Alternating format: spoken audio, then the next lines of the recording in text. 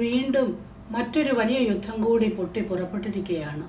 സത്യം പറഞ്ഞാൽ എത്രയോ നിരപരാധികളായ മനുഷ്യരുടെ ജീവനാണ് ഇല്ലാതാകുന്നത്. ഒരു തെറ്റും ചെയ്യാത്ത അനേകർ ഇതിൻ്റെ വലിയ വില കൊടുക്കേണ്ടി വരുന്നു. അപ്പോൾ വാർത്തകൾ എന്താണ് ഇതിനെക്കുറിച്ച് പറയുന്നത്?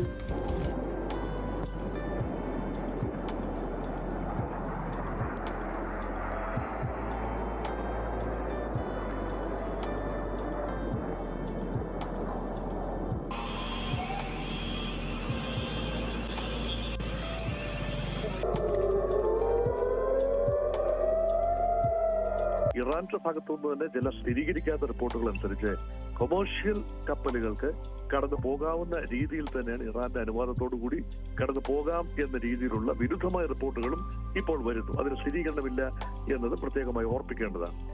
വീണ്ടും സംഘർഷഭരിതം ഇറാനിൽ ആക്രമണം നടത്തിയ അമേരിക്ക. US ഹെലികോപ്റ്റർ വെടിവെച്ചിട്ടതിന് മറുപടിയായാണ് ആക്രമണം.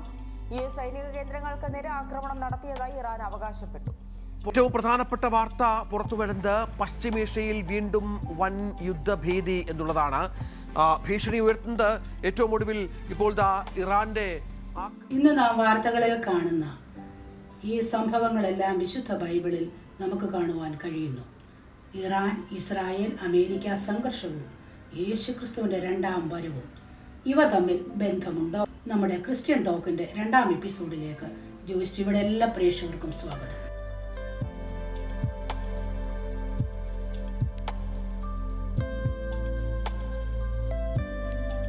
ഇറാൻ പോലുള്ള രാജ്യങ്ങളെ ബൈബിളിൽ മെൻഷൻ ചെയ്തിട്ടുണ്ടോ? ഇറാൻ പോലുള്ള രാജ്യങ്ങളെ കുറിച്ച് വേദപുസ്തകത്തിൽ പരാമർശങ്ങളുണ്ട്. ബൈബിളിൽ ഏതെല്ലാം ഭാഗങ്ങളിലാണ് അത് നമുക്ക് കാണാൻ കഴിയുന്നത്? ബൈബിളിൽ എഹെസ്കേൽ പ്രവചനത്തിലും എസ്രായുടെ പുസ്തകത്തിലും യെശയ്യാ പ്രവചനത്തിലും ഒക്കെ നമുക്ക് ഇറാനെ കുറിച്ചുള്ളതായ പ്രവചന ഭാഗങ്ങൾ നമുക്ക് കാണാൻ കഴിയുന്നുണ്ട്. അതിലൊക്കെ ഉപരിയായിട്ട് എസ്തറിൻ്റെ പുസ്തകത്തിൻ്റെ ആദ്യോടന്തം നമുക്ക് ഇറാനെ കുറിച്ച് നമുക്ക് കാണാൻ കഴിയുന്നുണ്ട്. എന്നാൽ ഇറാൻ എന്നുള്ളൊരു പദം വേദപുസ്തകത്തിൽ നമുക്ക് കാണുവാൻ കഴിയുന്നില്ല. എന്നാൽ നമ്മൾ ചരിത്രം വെച്ച് പഠിച്ചു കഴിഞ്ഞാൽ ഈ ഇറാൻ എന്ന് പറയുന്നത് പുരാതന പേർഷ്യൻ സാമ്രാജ്യത്തെയാണ് കാണിക്കുന്നത്. അപ്പം ഞാൻ മുമ്പ് പറഞ്ഞ ഈ പുസ്തകങ്ങളൊക്കെ പുസ്തകങ്ങളിലൊക്കെ ഈ പേർഷ്യൻ സാമ്രാജ്യത്തെ ടച്ച് ചെയ്താണ് പറയുന്നത്. പേർഷ്യൻ സാമ്രാജ്യത്തിന്റെ ഒരു പ്രഗത്ഭനായ രാജാവായിരുന്നു കോരശ്. രാജാവായിരുന്ന ദാര്യാവേശും കോരശും. കോരശിനെ കുറിച്ച് കർത്താവ് യഹോവയായ ദൈവം പറയുന്നത് അവനൊരു ദാസനാന്നാ പറയുന്നത്, എൻ്റെ അഭിഷക്തനാന്നാ പറയുന്നത്. അപ്പോൾ ഈ കോരശ് ഒരു പേർഷ്യൻ രാജാവായിരുന്നു. അപ്പം ഇന്നത്തെ ഇറാൻ പണ്ട് കാലത്തെ ഇന്നത്തെ ഇറാൻ എന്ന് പറയുന്നത് പഴയ കാലഘട്ടത്തിലെ പേർഷ്യൻ സാമ്രാജ്യത്തെയാണ് കാണിക്കുന്നത്. അതിന്റെ ഇച്ചിരി ബാക്കിലേക്ക് നമുക്ക് അതിന്റെ ഹിസ്റ്ററിയിലേക്ക് നമ്മൾ ഇറങ്ങിപ്പോയി കഴിഞ്ഞാൽ 1935 മുതലാണ് ഈ പേർഷ്യൻ സാമ്രാജ്യം എന്നുള്ള പേര് പൂർണ്ണമായി മാറിക്കൊണ്ട് ഐക്യരാഷ്ട്ര സഭയിലേക്ക് ഈ ഇറാൻ എന്നുള്ളൊരു പേര് രംഗപ്രവേശനം ചെയ്യുകയും അന്നു മുതലാണ് ലോകവും ലോകരാജ്യങ്ങളും ജനത മുഴുവനും ഇറാൻ എന്നുള്ള പേരിലേക്ക് ഈ പേർഷ്യൻ സാമ്രാജ്യത്തെ മാറ്റിയെടുക്കാനിടയായി. അന്നു മുതൽ ഇന്നു വരെയും ഇറാൻ എന്ന പേരിലാണ് എന്ത് ചെയ്യുന്നത്, അറിയപ്പെടുന്നത്. പക്ഷേ അന്നത്തെ പേർഷ്യൻ സാമ്രാജ്യം എന്ന് പറയുമ്പോൾ എസ്തറിന്റെ പുസ്തകത്തിൽ നമ്മൾ പഠിച്ചു കഴിഞ്ഞാൽ അന്നത്തെ പേർഷ്യൻ സാമ്രാജ്യത്തിൽ ഒരുപാട് രാജ്യങ്ങൾ കൂടിച്ചേർന്ന, ഇന്ന് നമ്മൾ കാണുന്ന പാകിസ്ഥാൻ, അഫ്ഗാനിസ്ഥാൻ, തുർക്കി, ഈജിപ്ത്, ഈ രാജ്യങ്ങളെല്ലാം ഇതിന്റെ എല്ലാം ഭാഗമായിരുന്നു എന്നാണ് ചരിത്രം പറയുന്നത്. ഇന്ന് അതെല്ലാം മാറ്റിയിട്ട് ഒരു പ്രത്യേകമാകുന്ന ഒരു ഇതായിട്ട് അവർ ചുരുങ്ങി വന്നിരിക്കുകയാണ്. അപ്പം വേദപുസ്തകത്തിൽ ഇറാൻ എന്ന പേര് പരാമർശിക്കുന്നില്ല എങ്കിലും ചരിത്രം വെച്ച് നമ്മൾ പഠിച്ചു കഴിഞ്ഞാൽ പുരാതന പേർഷ്യൻ സാമ്രാജ്യമാണ് ഇന്ന് നമ്മൾ കാണുകയും കേൾക്കുകയും ചെയ്യുന്ന ഇറാൻ. അപ്പൊ ഈ ബൈബിളിന്റെ കഴിഞ്ഞ കാലങ്ങളിലേതും ഭാവി കാര്യങ്ങളിലേതും ഇറാൻ ഒരു പ്രത്യേകമായ പ്രാധാന്യമുണ്ട്. അപ്പം ഒരു കാര്യമുണ്ട്, ഈ കോരസിനെ പോലുള്ള രാജാക്കന്മാരെ ദൈവം ഉപയോഗിക്കുക. ദാനിയേലിന്റെ ഒരു ഇമ്പോർട്ടൻ്റ് ആയിട്ട് ഭാഗം വഹിക്കുന്നുണ്ട്.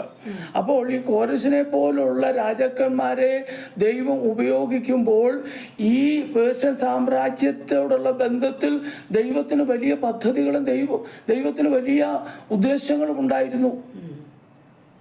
പറഞ്ഞ മനസ്സിലായില്ലേ? ചരിത്രം നമ്മൾ പഠിക്കുമ്പോൾ അങ്ങനെയാണ് നമുക്ക് ഇന്ന് വരെയും കാണുവാനും കേൾക്കുവാനും കഴിയും. വേദപുസ്തകത്തിൽ അതിനെക്കുറിച്ചൊരു വലിയ എക്സ്പ്ലനേഷൻ തന്നെ നമുക്ക് കാണാനായിട്ട് കഴിയുന്നുണ്ട്. അപ്പോൾ ദൈവത്തിൻ്റെ ഉദ്ദേശത്തിന് വേണ്ടിയും പ്രധാനമായും ദൈവത്തിന്റെ ചില പ്രത്യേകമാകുന്ന പദ്ധതിക്കും ഉദ്ദേശത്തിനും വേണ്ടി അവിടുത്തെ ജനതയെ ദൈവം എന്ത് ചെയ്യാണ്, അത് ഉപയോഗിക്കുകയും അതൊരു ഭാവി പ്രവചനമായി നമുക്ക് അതിനകത്ത് കാണുന്നതായ കാര്യങ്ങളൊക്കെ ഒരു ഭാവി പ്രവചനമായിട്ടാണ് അതിനകത്ത് പരാമർശിക്കപ്പെടുന്നത്. അതെ, ഭാവി പ്രവചനങ്ങളിൽ പരാമർശിക്കപ്പെടുന്ന ഒരു രാജ്യമായിട്ട് ഇറാനെ നമുക്ക് വേദപുസ്തകത്തിലൂടെ നമുക്ക് കാണാനും കേൾക്കുവാനും കഴിയുന്നു. ഓക്കെ. അപ്പോൾ നമ്മൾ രണ്ടാമത്തെ നമ്മുടെ ചോദ്യം എന്ന് പറയുന്നത്, ഇസ്രായേലിന് ബൈബിൾ പ്രവചനങ്ങളിൽ പ്രത്യേകമായിട്ടുള്ള സ്ഥാനങ്ങളുണ്ട്. പിന്നെ ഇസ്രായേലിനെ കുറിച്ച് വേദപുസ്തകത്തിൽ തുടക്കം മുതൽ അവസാനം വരെ ഇസ്രായേലിനെ എല്ലായിടത്തും മെൻഷൻ ചെയ്തിരിക്കുന്നതായിട്ട് നമുക്ക് കാണാൻ കഴിയുന്നുണ്ട്. ഇസ്രായേലിനെ കുറിച്ച് നമ്മൾ പറഞ്ഞു കഴിഞ്ഞാൽ ഇസ്രായേൽ എന്നൊരു രാജ്യമോ രാഷ്ട്രമോ ഇല്ലായിരുന്നു. അപ്പോൾ അതിൻ്റെ ചരിത്രം പഠിക്കുമ്പോൾ ഇറാഖിലാണ് ഊർ എന്ന് പറഞ്ഞ സ്ഥലം സ്ഥിതി ചെയ്യുന്നതെന്നാണ് പറയുന്നത്.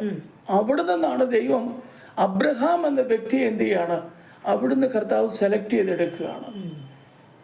അബ്രഹാമിനെ ദൈവം ഒരു പ്രത്യേക കാര്യത്തിന് വേണ്ടി ദൈവം വിളിച്ചിറക്കുകയാണ്. അതിലൂടെ ഒരു വലിയ രാഷ്ട്രത്തെ കണ്ടുകൊണ്ടാണ് അബ്രഹാം എന്ന വ്യക്തിയെ ദൈവം വിളിച്ചിറക്കുന്നത്. അപ്പൊ അബ്രഹാമിനെ ദൈവം വിളിച്ചിറക്കിയപ്പോൾ ഊരിൽ നിന്ന് അബ്രഹാം ദൈവത്തിന്റെ കൽപ്പന കേട്ട് ഇറങ്ങി തിരിച്ചപ്പോൾ ദൈവത്തിന്റെ കൽപ്പന അബ്രഹാം അനുസരിച്ചു എന്ന് മനസ്സിലാക്കി കഴിഞ്ഞപ്പോൾ ദൈവം അബ്രഹാമിന് ഒരു വാഗ്ദത്തം കൊടുത്തു. ഉൽപ്പത്തി പുസ്തകം 12-ാം അധ്യായത്തിൽ, ഞാൻ നിന്റെ സന്തതി എന്ത് ചെയ്യും, അനുഗ്രഹിച്ച് വർദ്ധിപ്പിച്ച് കടൽക്കരയിലെ മണൽത്തരി പോലെയും ആകാശത്തിലെ നക്ഷത്രങ്ങളെ പോലെ ഞാൻ എന്ത് ചെയ്യും, വർദ്ധിപ്പിക്കും. അപ്പൊ പ്രസന്റിലെ അബ്രഹാമിന്റെ കുടുംബത്തിനകത്ത്, ഫാമിലിക്കകത്ത് വാർദ്ധക്യത്തിലേക്ക് അടുക്കുമ്പോൾ ഒരു മകനില്ലാതിരിക്കുമ്പോഴാണ് ഈ ഒരു പ്രവചനം യഹോവയായ ദൈവം അബ്രഹാമിന് കൊടുക്കുന്നത്. ഒരു വാഗ്ദത്തം കൊടുക്കുക. പറഞ്ഞ മനസ്സിലായില്ലേ? അപ്പോൾ വാഗ്ദത്തം കൊടുക്കുമ്പോൾ ഒന്നുമില്ല, ശൂന്യമാണ്. ഒരു സന്തതിയെ കുറിച്ചുള്ളതായ എല്ലാ സ്വപ്നങ്ങളും നഷ്ടപ്പെട്ടിരിക്കുകയാണ് അവിടെ. പറഞ്ഞ മനസ്സിലായില്ലേ? പക്ഷെ ദൈവം പറയുന്നു, ഞാൻ നിനക്ക് തരുമെന്ന്. അത് തരാൻ കാരണം ഊരിൽ നിന്ന് തമ്പുരാൻ വിളിച്ചപ്പോൾ ഒന്നും തിരിഞ്ഞു പോലും നോക്കാതെ അബ്രഹാം യാത്ര തിരിച്ചു. അത് മനസ്സിലായി. അപ്പോൾ തനിക്ക് ദൈവം പറഞ്ഞ പോലെ വാർദ്ധക്യത്തിലാണ് ഒരു മകനെ കൊടുക്കുന്നത്, ഇസഹാക്കിനെ. അവിടെ എങ്ങും ഈ അബ്രഹാം ഇസഹാക്ക് ആ ഒരു പീരീഡ് ഇങ്ങോട്ട് വരുമ്പോൾ ഇവിടെ എങ്ങും ഇസ്രായേൽ എന്നൊരു പരാമർശം നമുക്ക് കാണാൻ കഴിയുന്നില്ല. അത് വരുന്നത് എവിടാണെന്ന് ചോദിച്ചു കഴിഞ്ഞാൽ യാക്കോബിലേക്ക് വരുമ്പോഴാണ്, യാബോക്കിന്റെ തീരത്ത് വെച്ചാണ് ദൈവമായിട്ട് മൽപ്പിടുത്തം നടത്തിയതിന് ശേഷമാണ്, യാക്കോബിലൂടെയാണ് ഇസ്രായേൽ എന്നുള്ളൊരു പേര് രംഗപ്രവേശനം ചെയ്യുന്നത്. മൂന്നാം തലമുറയിലേക്ക് വരുമ്പോഴാണ് ഇസ്രായേൽ എന്നുള്ളൊരു പേര് അവിടെ യാക്കോബിലൂടെയാണ് രംഗപ്രവേശനം ചെയ്യുന്നത്. അന്ന് മുതൽ അത് കഴിഞ്ഞിട്ട് യാക്കോബിന് 12 മക്കളുണ്ടാകുന്നു. ഗോത്രപിതാക്കന്മാരായിട്ട് അവരെ നമുക്ക് വേദപുസ്തകത്തിൽ കാണുവാനായിട്ട് കഴിയുന്നു. ഇന്ന് നമുക്ക് അത് കഴിഞ്ഞ് ഇങ്ങോട്ട് മുന്നോട്ട് വന്നു കഴിഞ്ഞാൽ ശൗല് അവിടുത്തെ ആദ്യത്തെ രാജാവായിരുന്നു. അത് കഴിഞ്ഞ് ദാവീദ്, അത് കഴിഞ്ഞ് ശലോമോൻ, അങ്ങനെ പ്രഗത്ഭന്മാരായ രാജാക്കന്മാരാൽ ഇസ്രായേൽ എന്ത് ചെയ്തു, ഭരിക്കപ്പെടുവാനായിട്ട് ഇടയായി തീർന്നു. അത് കഴിഞ്ഞിട്ട് ദൈവം ഓരോ കാലഘട്ടത്തിലും പ്രവാചകന്മാരെ അങ്ങോട്ട് അയച്ചു. പ്രവാചകന്മാരെ അയച്ചിട്ട് മുൻവരുന്ന കാര്യങ്ങളെ കുറിച്ച് അവരോട് ദൂതറിയിച്ചു. നിങ്ങൾ ശലോമോൻ ആലയം പണിത് പ്രതിഷ്ഠിച്ചു കഴിഞ്ഞപ്പോൾ പറഞ്ഞു, എന്തുവാ, നേരാമണ്ണം നിന്നില്ലെങ്കിൽ എന്ത് ചെയ്യും, തകർന്നു പോകുമെന്ന് പറഞ്ഞു. ശലോമോന്റെ കാലഘട്ടം കഴിഞ്ഞപ്പോൾ ഇസ്രായേലിനെ രണ്ടായിട്ട് എന്ത് ചെയ്തു, വിഭജിച്ചു. പിന്നെ നമുക്ക് ചരിത്രത്തെ താളുകൾ നമ്മൾ പഠിച്ചു കഴിഞ്ഞാൽ അവർക്ക് സകലതും എന്ത് ചെയ്യാണ്, ദൈവത്തിന്റെ വഴികൾ വിട്ടുപോയി കഴിഞ്ഞപ്പോൾ അവർക്ക് സകലതും നഷ്ടപ്പെടുകയാണ്. ഓരോ യുദ്ധങ്ങളോടുകൂടി അവരുടെ ആലയവും അവരുടെ ആരാധനകളും അവര് സ്വന്തം ദേശം വിട്ട് അത് ലോകത്തിന്റെ വിവിധ കോണുകളിൽ അവര് അലഞ്ഞു തിരയേണ്ടതായ ഒരു സാഹചര്യം അവരുടെ ജീവിതത്തിൽ വന്നു. എന്തിനു പറയുന്നു, നമ്മുടെ കേരളക്കരയിൽ പോലും വന്ന് നൂറ്റാണ്ടുകൾ അവരെന്ത് ചെയ്തു താമസിച്ചതായിട്ട് നമുക്ക് കാണാനും കേൾക്കുവാനും കഴിയുന്നു. ദൈവത്തിന്റെ പ്രവാചകന്മാരിലൂടെ ദൈവം സംസാരിച്ചത് ചിതറിപ്പോകുമെന്ന് പ്രവചിച്ചു, പറഞ്ഞു. പക്ഷെ അവരതനുസരിച്ചില്ല. അതുകൊണ്ട് സംഭവിച്ചത് ചിതറിപ്പോയി. ദൈവകൽപ്പന അനുസരിക്കാഞ്ഞതുകൊണ്ട് അത് ചിതറിപ്പോയി. ഭർത്താവ് തന്നെ അപ്പൊ അവരോട് പറഞ്ഞിട്ടുണ്ടല്ലോ, നിങ്ങളെ കൂട്ടിച്ചേർക്കുന്നു. അപ്പം രണ്ടാം ലോക മഹായുദ്ധത്തിന്റെ എൻഡിലേക്ക് വന്നു കഴിയുമ്പോൾ അവർക്ക് എന്ത് ചെയ്തു? അവർക്ക് 1948 തോന്നുന്നു, മെയ് 17 തോന്നുന്നു. അന്ന് ആ യുദ്ധത്തോടുള്ള ബന്ധത്തില് അവര് സഖ്യകക്ഷികൾക്ക് അനുകൂലമായിരുന്ന യുദ്ധം ജയിപ്പിച്ചു കഴിഞ്ഞപ്പോൾ അവരോട് ചോദിച്ചു എന്ത് വേണമെന്ന് പറഞ്ഞു. അപ്പം അവർ പറഞ്ഞു, ഞങ്ങൾക്ക് ഞങ്ങളുടെ രാഷ്ട്രം തിരിച്ചു വേണം. അങ്ങനെ അവർക്ക് നഷ്ടപ്പെട്ട രാജ്യം തിരിച്ചു കിട്ടി. അതെ, അപ്പോൾ രാജ്യം തിരിച്ചു കിട്ടിയപ്പോൾ സകലതും അവർക്ക് നഷ്ടപ്പെട്ടിരിക്കുക. ഒന്നുമില്ലാത്ത മരുഭൂമിയുടെ ശൂന്യമായ അവസ്ഥയാണ്. രാഷ്ട്രം തിരിച്ചു കിട്ടി എന്നുള്ളത് ശരിയാണ്.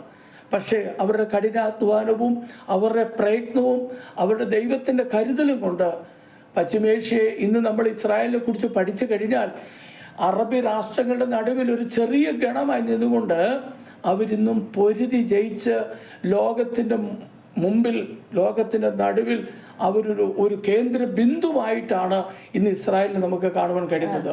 അവരിൽ നിന്ന് തന്നെയാണല്ലോ യേശുക്രിസ്തു. അത് തന്നെയല്ല, അവിടെ നടക്കുന്ന ഏതൊരു ചെറിയ ചലനം പോലും ലോകത്തിൽ പല കാര്യങ്ങൾ ഉണ്ടാക്കിയെടുക്കുകയാണ്. അവരുടെ ടെക്നോളജികളൊക്കെയാണ് ഇന്ന് നമ്മളൊക്കെ ഉപയോഗിച്ചുകൊണ്ടിരിക്കുന്നത്. മാത്രമല്ല, പിന്നെ അവിടുന്ന് മുന്നോട്ട് വന്നു കഴിഞ്ഞാൽ യേശുക്രിസ്തുവിന്റെ വംശാവലിയെ കുറിച്ച് പഠിച്ചു കഴിയുമ്പോൾ യേശുക്രിസ്തു അവരിൽ നിന്നാണ് എന്ത് ചെയ്യുന്നത്? ജന്മമെടുത്തു വരുന്നത്. യേശുക്രിസ്തു യഹൂദന്മാരുടെ ഇടയിൽ നിന്ന് ഇസ്രായേലിൽ നിന്നാണ് യേശുക്രിസ്തു ജന്മമെടുത്തു വന്നത്. യേശുക്രിസ്തുവിന്റെ മാതാപിതാക്കന്മാർ ആ ഗണത്തിൽപ്പെട്ടവരായിരുന്നു. അതിന് ജന്മമെടുത്തു വരിക മാത്രമല്ല, യേശുക്രിസ്തുവിന്റെ ശുശ്രൂഷ മുഴുവനും ഈ ഇസ്രായേലിന്റെ പരിസര പ്രദേശങ്ങളിൽ തന്റെ ശുശ്രൂഷകൾ ചെയ്തതായിട്ടും കർത്താവിന്റെ ജനനം, മരണം, ഉയർത്തെഴുന്നേൽപ്പ്, സ്വർഗാരോഹണം മുഴുവനും ഈ ഒരു പശ്ചാത്തലത്തിലാണ് നമുക്ക് കാണുവാൻ കഴിയുന്നത്. യേശുക്രിസ്തുവിന്റെ സ്വർഗാരോഹണത്തിന് ശേഷം കടന്നു വന്നതായ അപ്പോസ്തലന്മാരും എന്ത് ചെയ്തു? അപ്പോസ്തലന്മാരും എല്ലാം ആ നിലയിൽ നിന്നുകൊണ്ട്, ആ ഏരിയയിൽ നിന്നുകൊണ്ടാണ് എന്ത് ചെയ്തത്? കർത്താവിന്റെ പരിശുദ്ധാത്മാവിന്റെ രംഗപ്രവേശനത്തിലേക്ക് വരുമ്പോൾ കർത്താവ് പറഞ്ഞില്ലേ, നിങ്ങൾ യെരൂശലേമിൽ നിന്ന് വാങ്ങിപ്പോകരുത്. അപ്പം യേശുക്രിസ്തുവിന്റെ കാലഘട്ടത്തിന് ശേഷവും അപ്പോസ്തലന്മാരും ആ ഒരു ദേശത്ത് തന്നെ നിലകൊണ്ടാണ് മുന്നോട്ട് വന്നതായിട്ട് നമുക്ക് കാണുവാൻ കഴിയുന്നത്. അവസാനകാല പ്രവചനങ്ങളിൽ യെരൂശലേമിനെ കുറിച്ചൊരു വലിയൊരു പ്രാധാന്യതയുണ്ടല്ലോ. അവസാനകാല പ്രവചനത്തെ കുറിച്ച്, യെരൂശലേമിനെ കുറിച്ച് ഒരു പ്രവചനമുണ്ട്. നമുക്കറിയാം, പുസ്തകത്തില് അതിനെ കുറിച്ച് പ്രവചനമുണ്ട്. യെരൂശലേം ഒരു ഒരു ഇമ്പോർട്ടന്റ് കേന്ദ്ര ബിന്ദുവായി മാറുകയാണ്. ലോകം മുഴുവൻ അവർക്ക് എതിരായി മാറും. ലോകം മുഴുവനും അവർക്ക് എതിരായി മാറും. യെരൂശലേമിന് ഒരു പ്രാധാന്യത, യെരൂശലേമിനും എന്തോ ഒരു വലിയ പ്രാധാന്യത ബൈബിളിനകത്ത്. ഇസ്രായേലിനെ കുറിച്ച് വേദപുസ്തകത്തിൽ ഒരു ഇമ്പോർട്ടൻ്റ് ആയിട്ടുള്ള മെയിൻ ഫോക്കസ് ഇസ്രായേലിനെ കുറിച്ചാണല്ലോ വേദപുസ്തകം മുഴുവനും നമ്മൾ പഠിക്കുമ്പോൾ നമുക്ക് കാണുവാനും കേൾക്കുവാനും കഴിയുന്നത്. ഓക്കെ. അതുപോലെ എന്തുകൊണ്ടാണ് യേശുക്രിസ്തു യുദ്ധങ്ങളെ യേശുവിൻ്റെ മടങ്ങി വരവിൻ്റെ പല ലക്ഷണങ്ങളിൽ ഒന്നായി പറഞ്ഞിരിക്കുന്നത്? നമ്മൾ യുദ്ധങ്ങളെ പറ്റി പഠിച്ചു കഴിഞ്ഞാൽ വേദപുസ്തകത്തിലൂടെയും നമുക്ക് യുദ്ധങ്ങളെ കുറിച്ച് കാണാൻ കഴിയുന്നു. അന്നും കഴിഞ്ഞ കാലഘട്ടങ്ങളിൽ ഇന്നും എല്ലാം യുദ്ധങ്ങൾ നടക്കുന്നുണ്ട്. പറഞ്ഞ മനസ്സിലായില്ലേ? ഈ യുദ്ധങ്ങൾ യേശുക്രിസ്തുവിന്റെ മടങ്ങി വരവിന്റെ ഒരു അടയാളമാണെന്ന് വേദപുസ്തകത്തെ പരാമർശിച്ചിട്ടുണ്ട്. പക്ഷേ അതൊരു അടയാളം മാത്രമാണ്. കർത്താവിന്റെ വരവ് അടുക്കും തോറും യുദ്ധങ്ങൾ ഉണ്ടാകുമെന്നാണ് വേദപുസ്തകം എന്ത് ചെയ്യുന്നത്? പഠിപ്പിക്കുന്നത്, മനസ്സിലാക്കി തരും. ഇന്നത്തെ യുദ്ധങ്ങൾ അതിന്റെ ഒരു മുന്നോടിയായിട്ട് നമുക്ക് മനസ്സിലാക്കുവാനായിട്ട് കഴിയുന്നുണ്ട്. മത്തായിയുടെ സുവിശേഷം 24-ാം അധ്യായത്തില് കർത്താവ് ശിഷ്യന്മാരുമായിട്ട് കൂടിയിരിക്കുമ്പോൾ കർത്താവ് അവരോട് പറഞ്ഞിരിക്കുന്നതായ കാര്യമുണ്ട്. അതിൻ്റെ 24-ാം അധ്യായത്തിൻ്റെ 6-ാമത്തെ വാക്യങ്ങൾ നിങ്ങൾ വായിക്കുമ്പോൾ, നിങ്ങൾ യുദ്ധങ്ങളെയും യുദ്ധശ്രുതികളെയും കുറിച്ച് കേൾക്കും. ചഞ്ചലപ്പെടാതിരിപ്പാൻ സൂക്ഷിച്ചുകൊള്ളുവിൻ, അത് സംഭവിക്കേണ്ടതാകുന്നു, എന്നാൽ അവസാനമല്ല. അല്ല. ശ്രദ്ധിച്ചേ. അപ്പം യുദ്ധങ്ങൾ കടന്നു വരുമ്പോൾ നമ്മൾ എന്തോ ചെയ്യരുത്, ഭ്രമിച്ച് പോകരുതെന്നാണ്. യുദ്ധങ്ങളെയും യുദ്ധശ്രുതികളെയും കുറിച്ച് കേൾക്കുമ്പോൾ നമ്മൾ ചഞ്ചലപ്പെടുകയും അരുത്, ഭ്രമിച്ചു പോകേണ്ട കാര്യമില്ല. കർത്താവ് പറഞ്ഞത് എന്താണ്? അത് സംഭവിക്കേണ്ടതാകുന്നു. അതെന്താ അങ്ങനെ യുദ്ധങ്ങളെ കുറിച്ച് കർത്താവ് പറയാനുള്ള കാര്യം? യുദ്ധങ്ങളെ കുറിച്ച് മാത്രം? അപ്പൊ ലോകം സ്ഥിരമല്ലാത്ത. അപ്പം കർത്താവ് അതിനെക്കുറിച്ച് എടുത്തു പറയേണ്ട കാര്യം എന്താ വെച്ചാൽ, ലോകത്തിന്റെ ഒരു അസ്ഥിരതയാണ് നമുക്ക് അതിനകത്ത് കാണാനായിട്ട് കഴിയും. ഒരു യുദ്ധം വന്നു കഴിഞ്ഞാൽ എന്താ പറയുന്നത്, ഒരു യുദ്ധം കഴിഞ്ഞു കഴിഞ്ഞാൽ വലിയ ദാരിദ്ര്യവും പട്ടിണിയും നാശനഷ്ടങ്ങളും എല്ലാ മേഖലകളിലും എന്തുണ്ടാകുകയാണ്?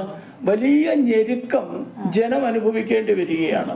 ഇപ്പൊ തന്നെ നടക്കുന്ന യുദ്ധത്തിന്റെ പരിണിത ഫലങ്ങൾ ഇപ്പം നമ്മളടക്കം എല്ലാവരും അനുഭവിച്ചുകൊണ്ടിരിക്കുകയാണ്.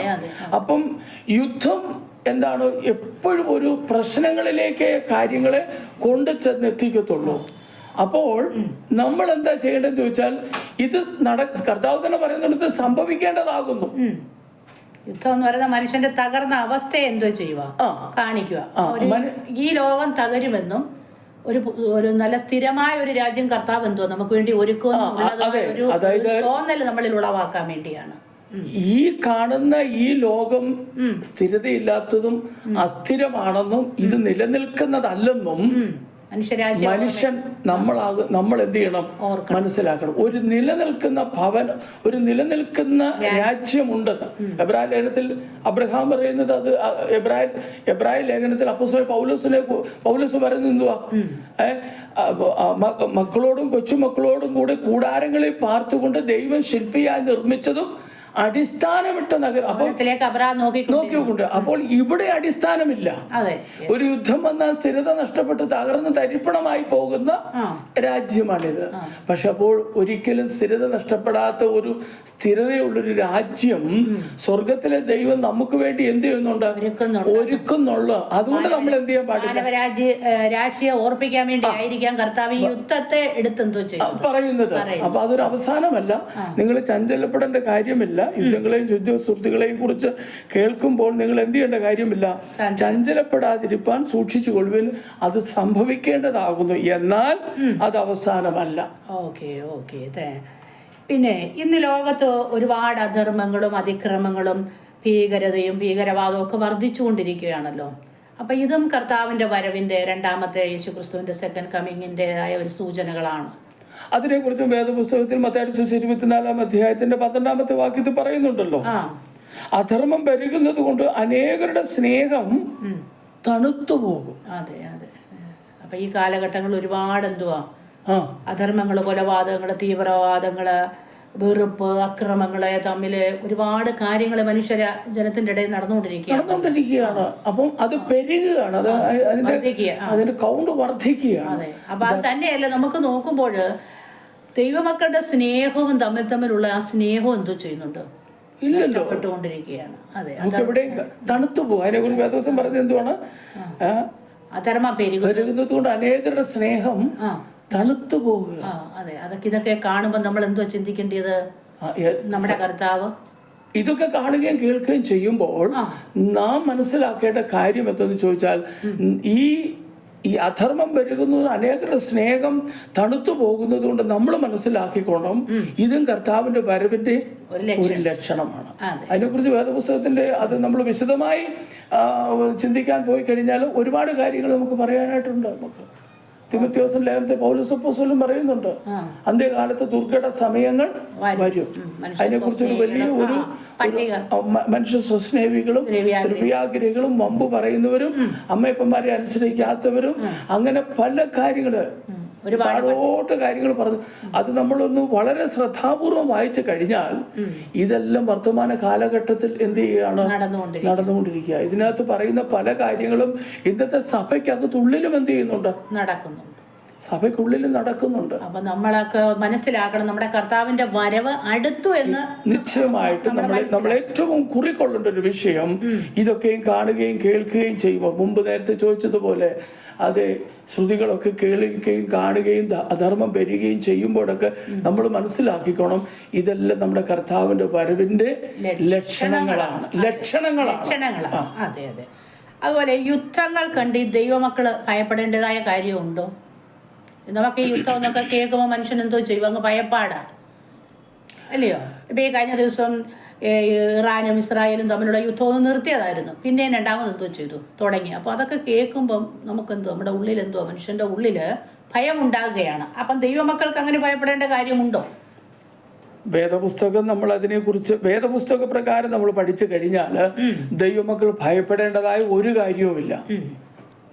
കർത്താവ് തന്നെ നമ്മളോട് പറഞ്ഞിട്ടുണ്ടല്ലോ, നിങ്ങൾ, ഞാനത് മുമ്പേ വായിച്ചതില്ല ഞാനത്, നിങ്ങൾ യുദ്ധങ്ങളെയും യുദ്ധശ്രുതികളെയും കുറിച്ച് കേൾക്കും, ചഞ്ചലപ്പെടാതിരിപ്പാൻ സൂക്ഷിച്ചുകൊള്ളുവീൻ, അത് സംഭവിക്കേണ്ടത് തന്നെ.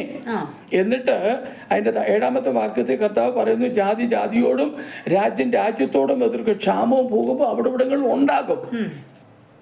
ഇതൊക്കെ നമ്മുടെ കൺമുമ്പിൽ വർത്തമാന കാലഘട്ടത്തിൽ നമ്മൾ കണ്ടുകൊണ്ടിരിക്കുക കാണും. പക്ഷെ നമ്മൾ എന്തോ ചെയ്യും, നമുക്ക് അതിനെ കുറിച്ച് ഇത്ര ചഞ്ചലപ്പെട്ട് വേവലാതിപ്പെടേണ്ട കാര്യമില്ല. കാരണം നമ്മുടെ വാഴ്ത്തപ്പെടുവാനായ കർത്താവ് ശിഷ്യന്മാരുമായി ഒരു മലയിൽ കൂടിയിരുന്ന് സംസാരിച്ച് കർത്താവ് ഇതെല്ലാം വളരെ വ്യക്തമായിട്ട് പറഞ്ഞതാണ്. അപ്പൊ നമ്മുടെ പ്രത്യാശ എന്തോ ചെയ്യണം, നമ്മുടെ പ്രത്യാശ വർദ്ധിക്കണം. നമ്മുടെ പ്രത്യാശ എന്ത് ചെയ്യണം, ഇതൊക്കെ കാണുകയും കേൾക്കുകയും ചെയ്യുമ്പോൾ നമ്മൾ തണുത്തു പോവുകയല്ല ചെയ്യേണ്ടത്, നമ്മുടെ പ്രത്യാശ വർദ്ധിക്കണം. നമ്മുടെ പ്രത്യാശ എന്തെന്ന് ചോദിച്ചാൽ നമ്മുടെ കർത്താവ് വരും. എന്റെ കർത്താവ് എനിക്ക് ഒരു പ്രോമിസ് തന്നിട്ടുണ്ട്, ഞങ്ങളുടെ കർത്താവ് വരും.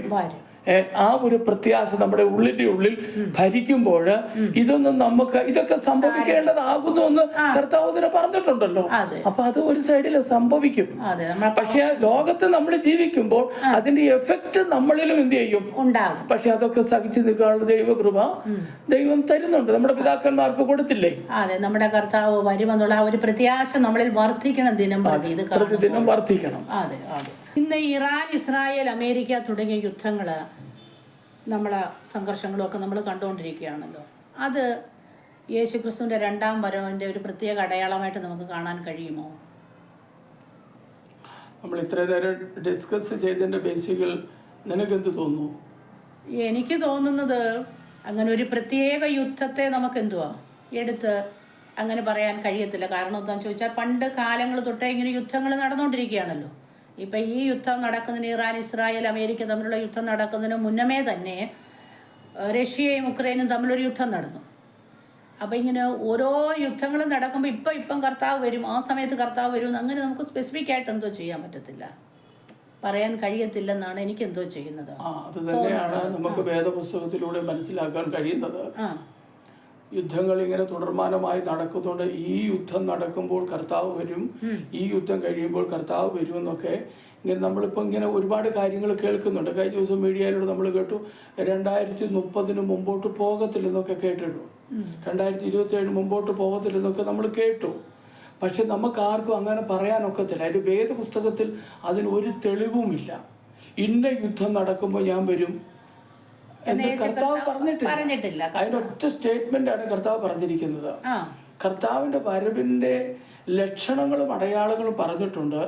നാളും നാഴികയെ കുറിച്ച് എന്ത് ചെയ്തിട്ടില്ല, പറഞ്ഞിട്ടില്ല. അതിനെക്കുറിച്ച് വേദപുസ്തകം ഇങ്ങനെയാണ് പറയുന്നത്, മനുഷ്യപുത്രന്റെ വരവിന്റെ ആ നാള് പിതാവല്ലാതെ പുത്രനും സ്വർഗത്തിലെ ദൂതന്മാരും കൂടി എന്ത് ചെയ്യുന്നില്ല, ആരും അറിയുന്നില്ല. അപ്പൊ ആ നാളും നാഴികയും പിതാവിന് മാത്രമേ അറിയത്തുള്ളൂ, പുത്രനും അറിയത്തില്ല, സ്വർഗത്തിലെ ദൂതന്മാർക്കും അറിയത്തില്ല. അപ്പോൾ ഇന്ന് നമ്മൾ കാണുന്നതായ ഈ യുദ്ധങ്ങൾ, അല്ല ഈ യുദ്ധം നടക്കുന്നതിന്റെ എൻഡിൽ, അല്ല ഇതിന്റെ മിഡിലിൽ കർത്താവ് വരുമെന്ന് നമുക്ക് വേദപുസ്തകത്തിന്റെ വെളിച്ചത്തിൽ പ്രെഡിക്റ്റ് ചെയ്യാൻ പറ്റത്തില്ല. നമുക്കൊരു കാരണവശാലും പറയാനും പറ്റത്തില്ല. ആ ഒരു യുദ്ധം വരുമ്പോൾ ഇപ്പം തന്നെ കർത്താവ് വരുമെന്ന് നമുക്ക് അങ്ങനെ ഒരിക്കലും പറയാൻ പറ്റത്തില്ല. അങ്ങനെ പറഞ്ഞാൽ അത് നമുക്ക് ശരിയല്ലല്ലോ ബൈബിളിൻ്റെ അടിസ്ഥാനത്തിൽ. അങ്ങനെ ഇപ്പം നമ്മൾ സംസാരിച്ചപ്പം പറഞ്ഞല്ലോ 2030 30, 2027 എന്നൊക്കെ ഇങ്ങനെ ഓരോരുത്തർ ഇങ്ങനെ പറയുന്നുണ്ട്. അപ്പം അങ്ങനെ പറഞ്ഞാൽ അത് യഥാർത്ഥമായിട്ടും ബൈബിൾ ബേസിക് ആയിട്ടുള്ള ഒരു കാര്യമല്ലല്ലോ. ഒരിക്കലുമല്ല. കാരണം എന്താ ചോദിച്ചാൽ അതൊക്കെ എന്താ പറയുന്നത്, ഒരു വാർത്തകളുടെ വിശകലനമായിട്ടേ നമുക്ക്, അതായത് ഓരോ മനുഷ്യന്റെ കാഴ്ചപ്പാടുകൾ അവർ പറയുന്നതാണ്. അതിനെ ഇന്നത്തെ നമ്മുടെ ലോകപരമായിട്ട് നമ്മൾ അതിനെക്കുറിച്ച് പറയുകയാണെങ്കിൽ വാർത്തകൾ കേട്ട് വാർത്തകളുടെ വിശദീകരണം കൊടുക്കുക. പക്ഷെ വേദപുസ്തകത്തിൽ അതിന് യാതൊരു തെളിവുമില്ല. അതങ്ങനെ പറയാനും ഒക്കത്തില്ല, അങ്ങനെ പറയാനും ഒക്കത്തില്ല നമുക്ക്. അപ്പം ഞാൻ ചോദിക്കുന്നത്, ഈ അവസാന കാലഘട്ടത്തിൽ വ്യാജ പ്രവാചകന്മാർ എഴുന്നേൽക്കുമെന്നാണ് വിശുദ്ധ ബൈബിളിൽ നമുക്ക് കാണുവാൻ കഴിയുന്ന. മത്തായിയുടെ സുവിശേഷം 24:11 നമുക്ക് എന്തോ ചെയ്യാൻ കഴിയുന്നു, അത് കാണാൻ കഴിയുന്നുണ്ട്. അപ്പം ഈ അവസാന കാലഘട്ടത്തിൽ വ്യാജ പ്രവാചകന്മാർ വർദ്ധിക്കുമെന്നാണ്. അപ്പം അത് അങ്ങനെ തന്നെ ആയിരിക്കുമല്ലോ.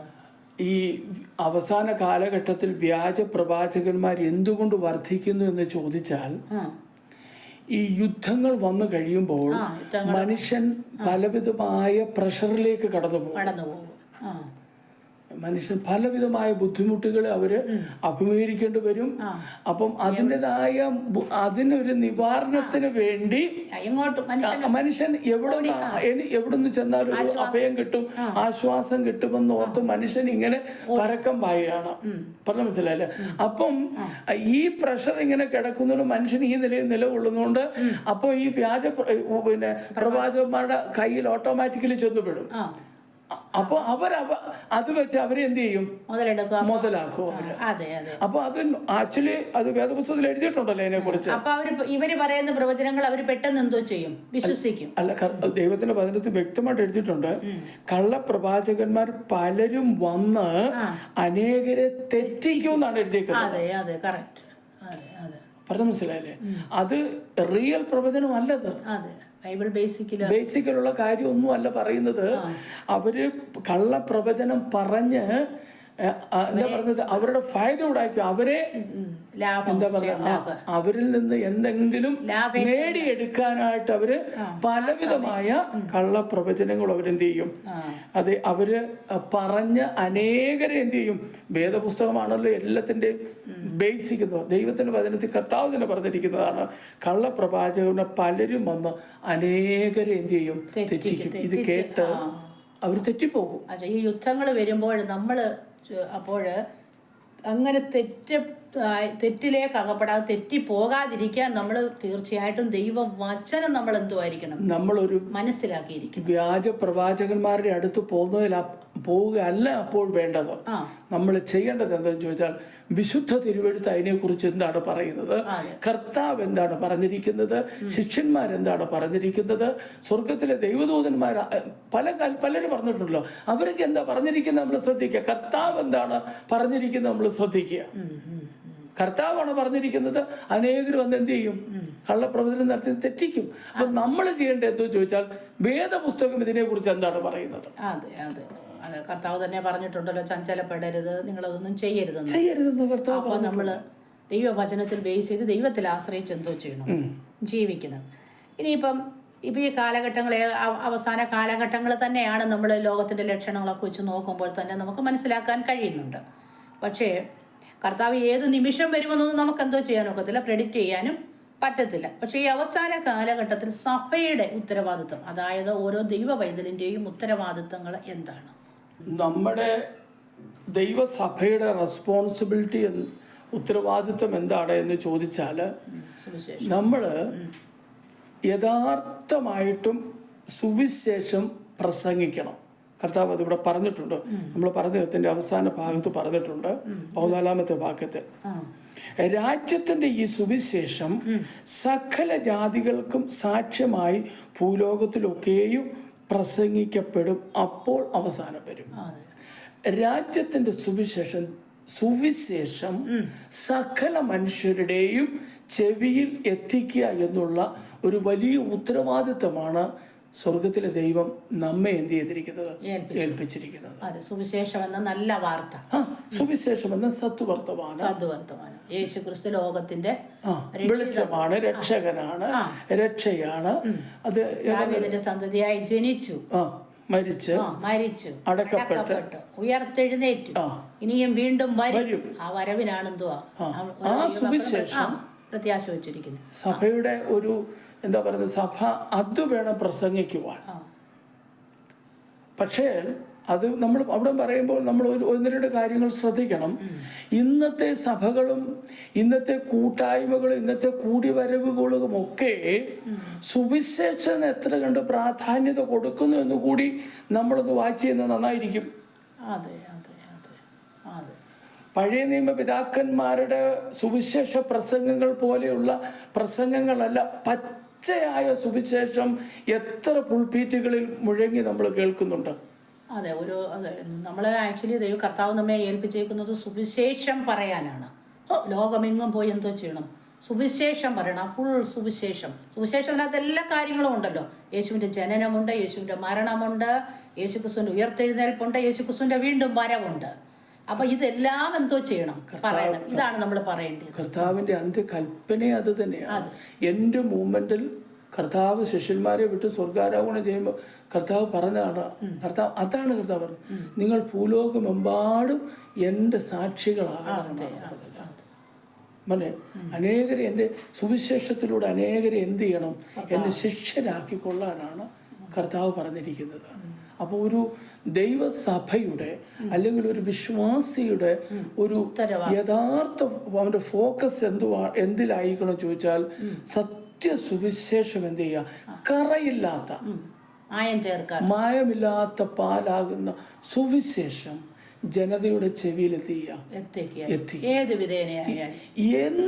ഏത് മാർഗത്തിലൂടെ ആയാലും, അത് സുവിശേഷ പ്രതിയിലൂടെ ആയാലും, അക്ഷരത്തിലൂടെ ആയാലും, അത് എന്താ പറയുന്നത് വാക്കിലൂടെ ആയാലും, മീഡിയ ത്രൂവിലായാലും, പുസ്തകങ്ങളിലൂടെ ആയാലും, ഏത് വേയിലായാലും സുവിശേഷം അറിയിക്കുക, ചെവിയിൽ എത്തിക്കുക.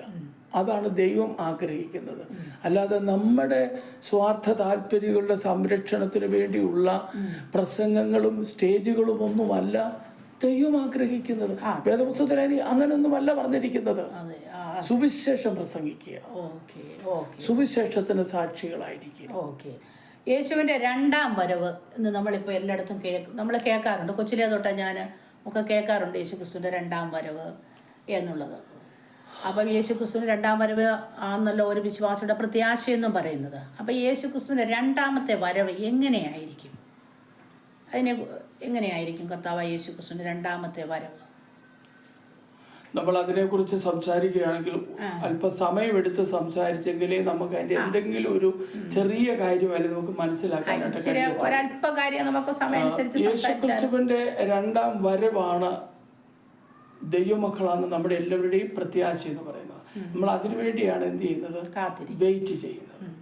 നമ്മുടെ കർത്താവ് നമ്മെ ചേർക്കുവാൻ വരും എന്നുള്ളൊരു പ്രത്യാശയിലും പ്രതീക്ഷയിലുമാണ് നമ്മൾ ജീവിക്കുന്നത്. അപ്പോൾ യേശുക്രിസ്തുവിന്റെ രണ്ടാമത്തെ വരവിന് രണ്ട് ആമുഖങ്ങൾ ഉള്ളതായിട്ട് വേദപുസ്തകം പഠിപ്പിക്കുന്നു. ഒന്ന് കർത്താവിന്റെ രഹസ്യ വരവെന്ന് പറയുന്നത്. രഹസ്യ വരവെന്ന് പറയുമ്പോൾ കർത്താവ് മേഘത്തിൽ വരും. അതിനെക്കുറിച്ച് തെസ്സലോനിക്ക ലേഖനം 4-ാം അധ്യായത്തിൽ നമ്മൾ വായിക്കുന്നുണ്ട്. കർത്താവ് താൻ ഗംഭീരനാദത്തോടും പ്രധാന ദൂതന്റെ ശബ്ദത്തോടും ദൈവത്തിന്റെ കാഹളത്തോടും കൂടെ സ്വർഗത്തിൽ നിന്ന് ഇറങ്ങി വരികയും ക്രിസ്തുവിൽ മരിച്ചവർ ആദ്യം ഉയർത്തെഴുന്നേൽക്കുകയും പിന്നെ ജീവനോടെ ശേഷിക്കുന്നവരാകുന്ന നാം അവനോടുകൂടി ആകാശമേഘങ്ങളിൽ അവനെ എതിരേൽക്കുവാൻ എടുക്കപ്പെടും. ഇത് കർത്താവിന്റെ രഹസ്യവരമാണ്. കർത്താവിന്റെ ഗംഭീരനാദവും പ്രധാന ദൂതന്റെ ശബ്ദവും ദൈവത്തിന്റെ കാഹളവും വിശദീകരിക്കാനത്ത് ഒരുപാട് കാര്യങ്ങൾ നമുക്ക് മനസ്സിലാക്കണം. ഒറ്റ വാക്കിൽ പറഞ്ഞു തീർത്താൽ ഇത് കർത്താവിന്റെ രഹസ്യവരമാണ്. അതിൽ സംഭവിക്കുന്നത് കർത്താവിന്റെ വരവിന് മുമ്പ് മരിച്ചുപോയ മൃതന്മാർ ആദ്യം രൂപാന്തരപ്പെടും. ഇപ്പം കർത്താവ് വന്നാല് നമുക്ക് മുന്നേ മരിച്ചവരെന്തോ ചെയ്യും? നമുക്ക് മുമ്പേ മരിച്ച വിശുദ്ധന്മാർ ആദ്യമേ രൂപാന്തരപ്പെടും. പിന്നെ ജീവനോടെ ശേഷിക്കുന്നവരാകുന്ന പൗലോസ് പറയാണ്, പൗലോസിന്റെ കാലഘട്ടത്തിൽ പിന്നെ ജീവനോട് ശേഷിക്കുന്നവരാകുന്ന അവർക്ക് പുറകെ രൂപാന്തരപ്പെട്ട് നാം ഒന്നിച്ച് ആകാശമേഘങ്ങളിൽ അവന്റെ അടുക്കലേക്ക് എന്ത് ചെയ്യാണ്, കയറിപ്പോവുകയാണ്.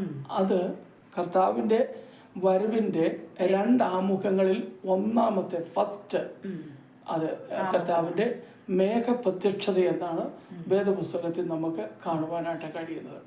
അത് ആ സമയത്ത് അത് അപ്പോൾ നടക്കുന്നത് ഉള്ളി വിശുദ്ധ വേദപുസ്തകം അനുസരിച്ച് ഒന്ന് പറഞ്ഞാൽ, ഒന്നുകൂടി നമ്മൾ വിശദമായി പറഞ്ഞാൽ, രക്ഷിക്കപ്പെട്ട് സ്നാനപ്പെട്ട് പരിശുദ്ധാത്മാഭിഷേകം പ്രാപിച്ച് ദൈവകൃപയിൽ നിന്നുകൊണ്ട് അപ്പോസ്തോലിക ഉപദേശവും പ്രാർത്ഥനയും കർത്തൃമേശയും വേദപുസ്തകത്തിൻ്റെ ദൈവവചനത്തിൻ്റെ അടിസ്ഥാന ഉപദേശങ്ങൾ അനുസരിച്ച് ഈ ലോകത്തിൽ വിശുദ്ധിയിലും വേർപാടിലും ജീവിക്കുന്ന ജനമാണ് ആ സമയത്ത് രൂപാന്തരപ്പെടുന്നത്. അല്ലാതെ എല്ലാവരും ക്രിസ്തുവിനെ കൂടാതെ ഏത് വ്യക്തി മരിച്ചിട്ടുണ്ടോ ആ വ്യക്തികളെല്ലാം പിന്നെയും മൺമറഞ്ഞ് തന്നെ കിടക്കും. അവർക്ക് ഉയർപ്പ് പിന്നീടാണ് വരുന്നത്. രണ്ടാമത്തേത് വിശുദ്ധന്മാരുടെ ഉയർപ്പാണ് ഞാൻ ആദ്യം പറഞ്ഞത്. ഇത് കർത്താവിന്റെ രഹസ്യവരവ്. തന്റെ പരസ്യവരവ് അതെന്ന് ചോദിച്ചാൽ അത് കഴിഞ്ഞ അപ്പോൾ തന്നെ കൃപയുടെ കാലഘട്ടം തീരുകയും വേദപുസ്തകം നമ്മൾ ആധികാരികമായിട്ട് പഠിച്ചാൽ മഹോദര കാലഘട്ടം ആരംഭിക്കുകയും ചെയ്യുകയാണ് ഭൂമിയിൽ.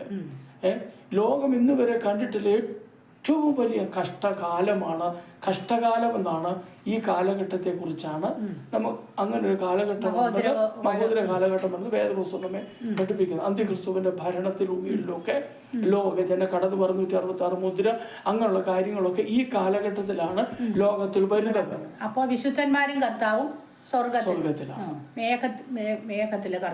അതായത് അന്നേരം നമ്മൾ വേദപുസ്തകം നമ്മൾ അതിനെ ആധികാരികം പഠിച്ചാൽ വിശുദ്ധന്മാര് കർത്താവുമായിട്ട് സ്വർഗത്തിൽ പ്രതിഫല വിഭജനം നടക്കുകയാണ്.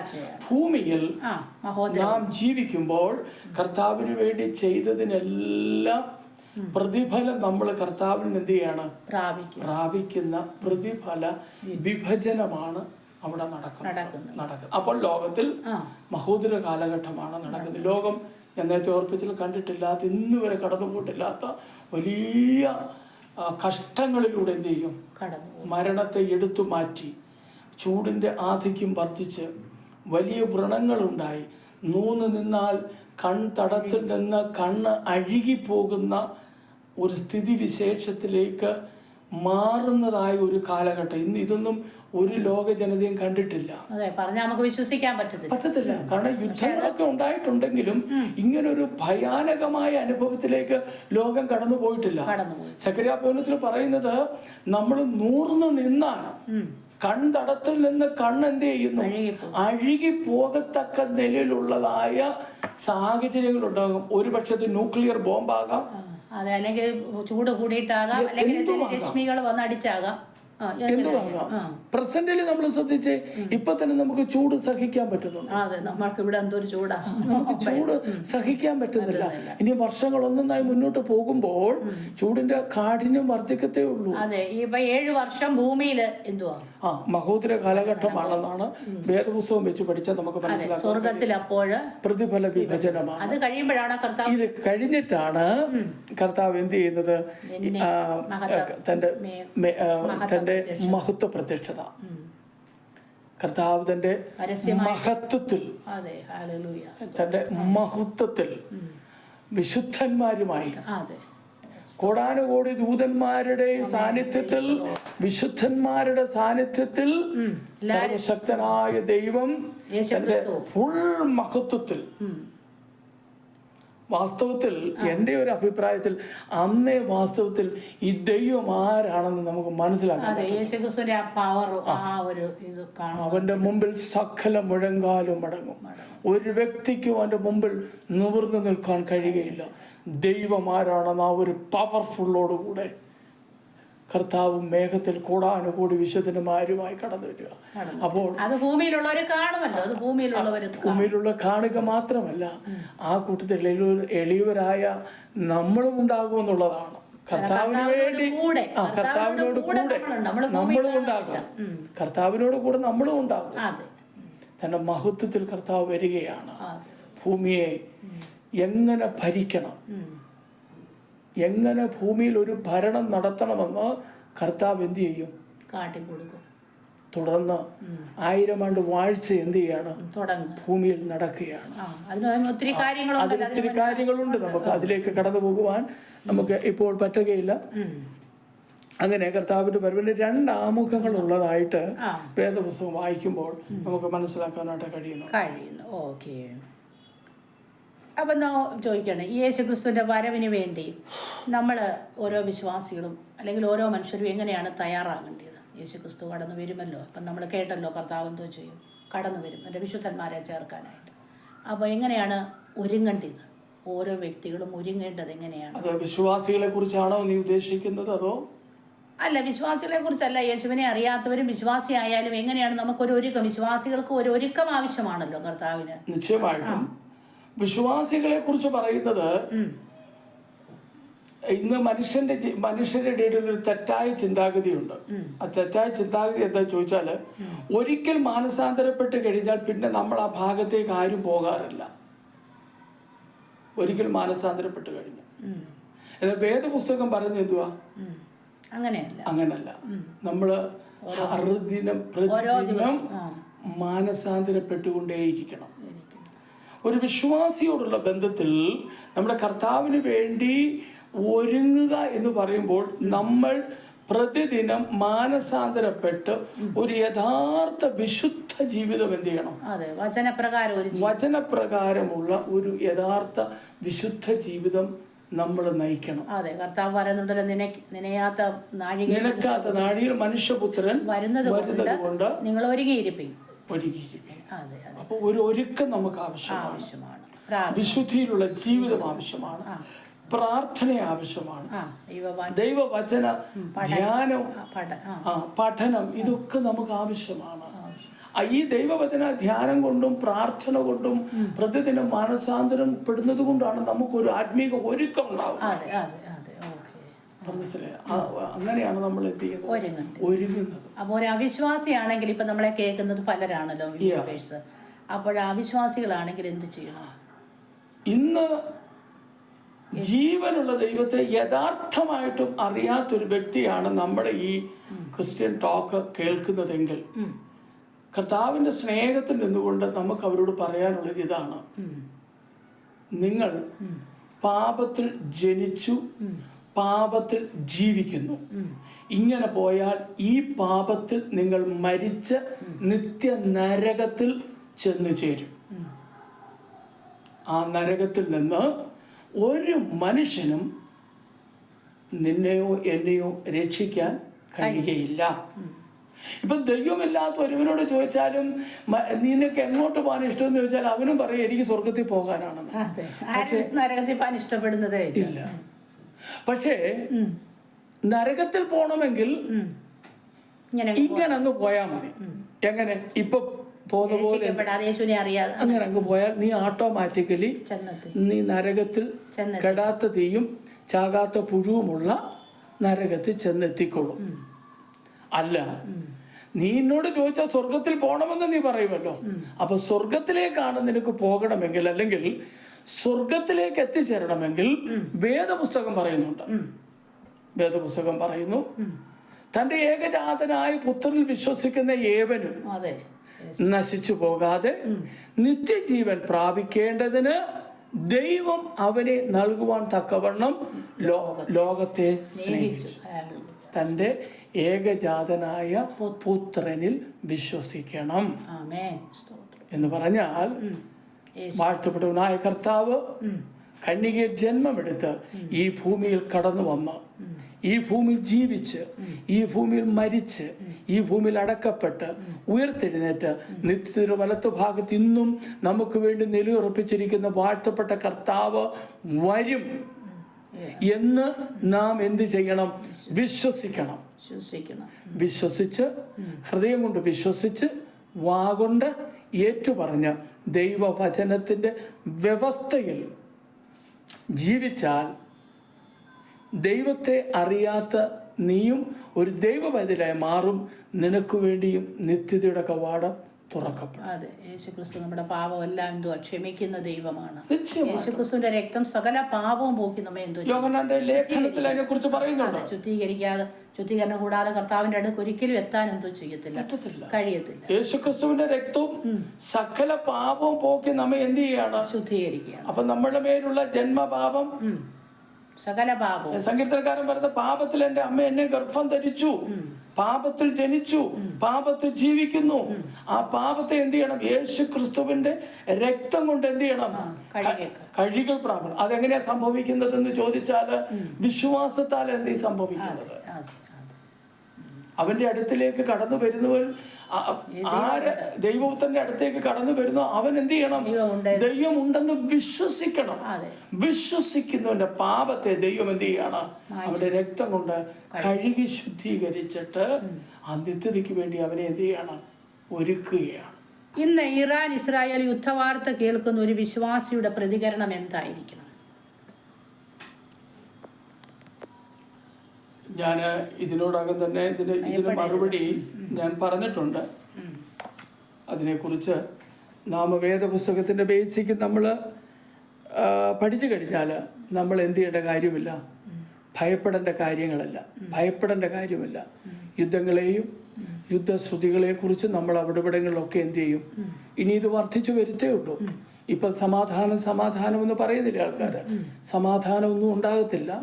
ഇത് അല്പകാലത്തേക്ക് കുറയും, പിന്നെയും കൂടും. ഇതിങ്ങനെ വർദ്ധിച്ചു വന്നുകൊണ്ടേയിരിക്കും. ദൈവമക്കൾ എന്ത് ചെയ്യണമെന്ന് ചോദിച്ചാൽ ചഞ്ചലപ്പെടരുത്. ദൈവത്തിലുള്ള ആശ്രയം വർദ്ധിക്കുക, കർത്താവിലുള്ള പ്രത്യാശ വർദ്ധിക്കുക. ദൈവവചനം എന്തു പറയുന്നു അത് നമ്മൾക്ക് അതിനുവേണ്ടി നമ്മൾ ചെവി കൊടുക്കുക. അവിടെയൊന്നും ഇവിടെയൊന്നും പറഞ്ഞ നിങ്ങളെ എന്ത് ചെയ്യുന്നത്? നിങ്ങളെ തെറ്റുവാനും നിങ്ങളെ തെറ്റിക്കുവാൻ നിങ്ങളായിട്ട് എന്ത് ചെയ്യുന്നത്? നിങ്ങൾ അനുവദിക്കരുത്. പറഞ്ഞ മനസ്സിലായില്ലേ? അത് 24-ാം അധ്യായത്തിൻ്റെ 5-ാമത്തെ വാക്യത്തിൽ പറയുന്നുണ്ട്. 5ഉം 6ഉം വാക്യങ്ങളൊക്കെ പറയുന്നുണ്ട് അതിനെക്കുറിച്ച്. എല്ലാം 5-ാം വാക്യത്തിൽ എന്താ പറയുന്നത്? ഞാൻ ക്രിസ്തു എന്ന് പറഞ്ഞ അനേകർ എൻ്റെ പേരെടുത്ത് വന്ന് പലരെയും എന്ത് ചെയ്യും? തെറ്റിക്കും. കർത്താവ് എന്ത് വ്യക്തമായിട്ടാണ് പറഞ്ഞിരിക്കുന്നത് അറിയാം. അപ്പോൾ പലതും പറഞ്ഞ് നമ്മളെ പ്രഷർ ചെയ്ത് നമ്മളെ വേറൊരു ലെവലിലേക്ക് എത്തിക്കാനായിട്ട് നമ്മളെ എന്ത് ചെയ്യണമെന്നറിയാതെ കൊടുക്കും, ചാഞ്ഞു. അതെ, അപ്പം അതുകൊണ്ട് ഒരു വിശ്വാസി, ഒരു ദൈവവൈതല് കറക്റ്റായിട്ട് എന്തോ ചെയ്യണം? ദൈവവചനം മനസ്സിലാക്കിയിട്ട് പ്രാർത്ഥനയിലും വചന ധ്യാനത്തിലും സുവിശേഷ പ്രവർത്തനത്തിലും ഒക്കെ എന്തോ ചെയ്യണം? വ്യാപൃതരാകുകയും കർത്താവിന്റെ വരവിന് വേണ്ടി ശ്രദ്ധയോടെ നോക്കി പാർത്ത് ജീവിക്കുകയും നമ്മുടെ ഉത്തരവാദിത്തങ്ങൾ ലോകത്തിൽ നിർവടിയായി നാം നിവർത്തിക്കുവാനായിട്ടും ദൈവം നമ്മെല്ലാവരെയും സഹായിക്കട്ടെ. യുദ്ധങ്ങൾ നമ്മെ ഓർപ്പിക്കുന്നത് ലോകം സ്ഥിരമായ ഒന്നല്ല എന്നാണ്. രാജ്യങ്ങൾ തകരും. യേശുവിൻ്റെ വാഗ്ദത്തം മാറുന്നില്ല. ഞാൻ വീണ്ടും വരും, നിങ്ങളെ എൻ്റെ അടുക്കൽ ചേർത്തുകൊള്ളുമെന്നാണ് കർത്താവ് എന്തോ പറഞ്ഞിട്ടുള്ളത്. അപ്പോൾ കർത്താവിൻ്റെ വരവിന് വേണ്ടി നമുക്കെന്തുവാ പ്രത്യാശയോട് ആയിരിക്കാം. എല്ലാ പ്രിയപ്പെട്ടവരെയും ഇവിടെ എല്ലാ പ്രിയപ്പെട്ടവരെയും കർത്താവ് അതിനായി ഒരുക്കട്ടെ. നിങ്ങൾ ഒരുങ്ങുക. കർത്താവിൻ്റെ വരവ് ഏറ്റവും ആസന്നമായി. എന്നാൽ ഒരു യുദ്ധം കേൾക്കുന്നത് കൊണ്ടോ എവിടെയെങ്കിലും എന്തെങ്കിലും ഒരു സംഭവം നടക്കുന്നത് കൊണ്ടോ ഈ ദിവസം അല്ലെങ്കിൽ നാളെ ഏതെങ്കിലും ഒരു ദിവസം കർത്താവ് ഇപ്പം വരുമെന്ന് നമുക്ക് പ്രെഡിക്റ്റ് ചെയ്യാൻ കഴിയത്തില്ല. എന്നാൽ കർത്താവ് ഏത് നിമിഷവും വരാം. കള്ളനെ പോലെ കർത്താവ് വരും. അതിൻ്റെ ലക്ഷണങ്ങളൊക്കെ നമ്മൾ ഭൂമിയിൽ കണ്ടുകൊണ്ടിരിക്കുകയാണ്. അതുകൊണ്ട് നമുക്ക് പിന്നെയും ഒരുങ്ങാം. കർത്താവ് നിങ്ങളെല്ലാവരെയും സഹായിക്കട്ടെ. ഞങ്ങളുടെ വീഡിയോകൾ കാണുന്നതിൽ ഒത്തിരി സന്തോഷമുണ്ട്. നിങ്ങളുടെ അഭിപ്രായങ്ങളും നിർദ്ദേശങ്ങളും ഒക്കെ കമൻറ്റ് ബോക്സിൽ അറിയിക്കുക. കർത്താവ് എല്ലാവരെയും ധാരാളം അനുഗ്രഹിക്കട്ടെ. Thank you. God bless you. നമുക്ക് ഒരു നിമിഷം ദൈവസന്നിധിയിൽ പ്രാർത്ഥിക്കാം. സ്വർഗ്ഗപിതാവേ, തിരുനാമത്തിന് സ്തോത്രം. ഞങ്ങൾക്ക് അല്പം മിനിറ്റുകൾ തിരുവഴുത്തിന് മുമ്പിൽ ഞങ്ങൾക്ക് ഇരിക്കുവാൻ കർത്താവ് ഞങ്ങളെ സഹായിച്ചല്ലോ. ഇന്ന് വർത്തമാന കാലഘട്ടത്തിൽ ഞങ്ങൾ കാണുന്നതായ ഈ സംഭവങ്ങളെക്കുറിച്ച് വേദപുസ്തകത്തിൻ്റെ വെളിച്ചത്തിൽ വിലയിരുത്തുവാൻ കർത്താവ് ഞങ്ങൾക്ക് കൃപ ചെയ്തതിനായിട്ട് ദൈവത്തെ സ്തുതിക്കുന്നു. ദൈവമേ, ഞങ്ങളുടെ ഈ സംസാരം കേൾക്കുന്ന ജീവിതങ്ങളോട് ദൈവത്തിൻ്റെ ആത്മാവ് ഇടപെടണമേ. ദൈവത്തോട് സംസാരിക്കണമേ. ദൈവമക്കൾ ഒരുങ്ങുവാനും ദൈവത്തെ അറിയാത്ത ആരെങ്കിലും, ജീവനുള്ള ദൈവത്തെ അറിയാത്ത ആരെങ്കിലും ഈ വാക്കുകൾ ശ്രദ്ധിക്കുന്നുവെങ്കിൽ കർത്താവിലേക്ക് നടത്തപ്പെടുവാനും സ്വർഗത്തിലെ ദൈവത്തോട് കൃപ ചെയ്താട്ടെ. നിങ്ങളെ ദൈവകരങ്ങളെ ഏൽപ്പിക്കുന്നു, യേശുവിൻ്റെ നാമത്തിൽ തന്നെ. ആമേൻ. ആമേൻ. God bless you all.